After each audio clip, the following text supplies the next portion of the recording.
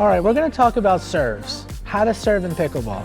For me, the most important things in pickleball is one, get your serve in because you only have one serve. Again, there's no excuse to ever miss your serve. And two, you wanna get that serve deep.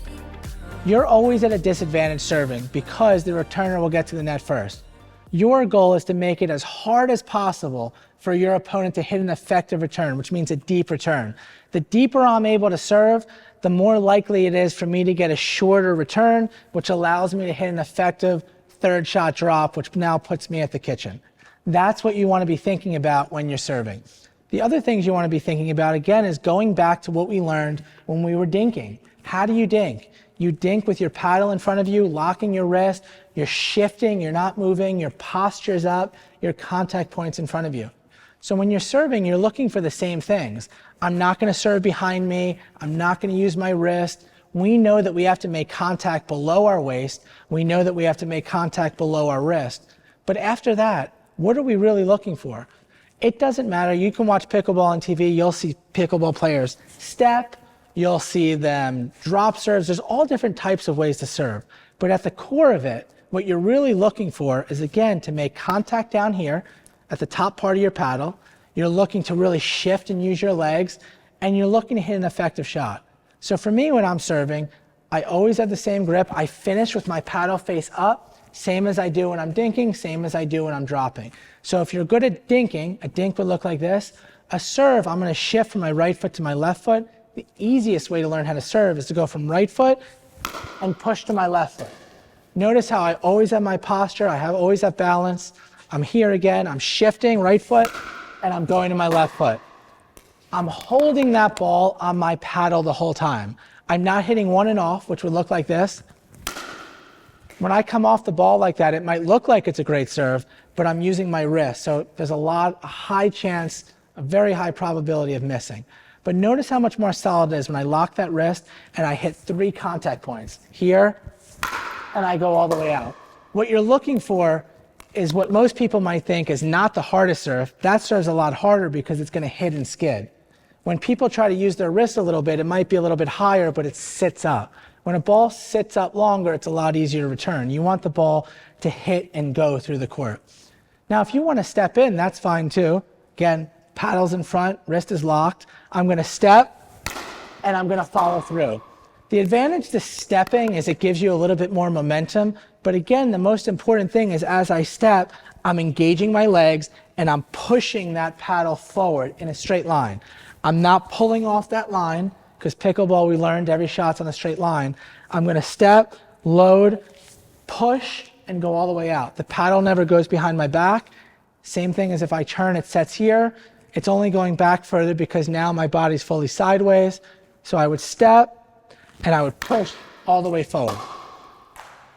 Big question I get is, where should I serve? Should I be serving to somebody's forehand? Should I be serving to somebody's backhand? Years ago, when pickleball first started, there were a lot of people playing that didn't have racket sports backgrounds. So if you could get the serve to somebody's backhand, it'd be really hard for them to hit. People coming from ping pong or other different sports that weren't racket sports, they really only had forehands. As the game progressed, it didn't matter anymore. I would even say it was probably harder when you serve to somebody's backhand because of that slice return that could keep the ball so low. What you're looking to do once you take it a step further than getting it in and hitting that ball deep is you're really trying to make them take a step. Remember, in pickleball, the more steps you make somebody take, the higher probability you're going to have of them breaking their posture. And when they break their posture, what do? They pop the ball up.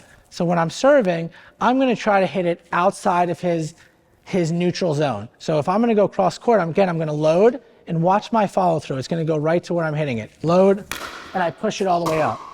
By doing that, I can hit my target. It's loading, pushing that ball out to where I'm hitting it. If I'm going to hit that serve down the line, meaning I want him to hit a backhand, my follow through is going to aim right in the middle of the court. It'll look like this. Load, and I push that ball out.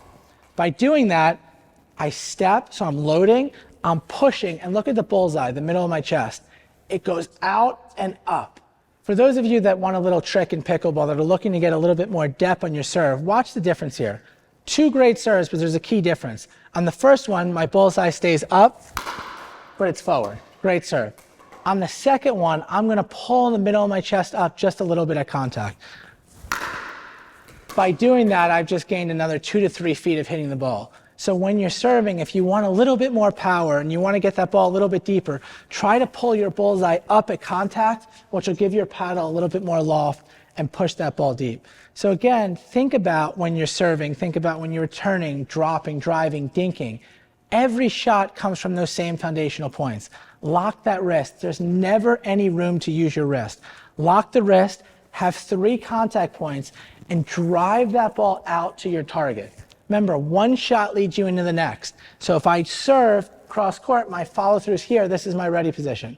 Then if the next ball is a forehand, I move around it.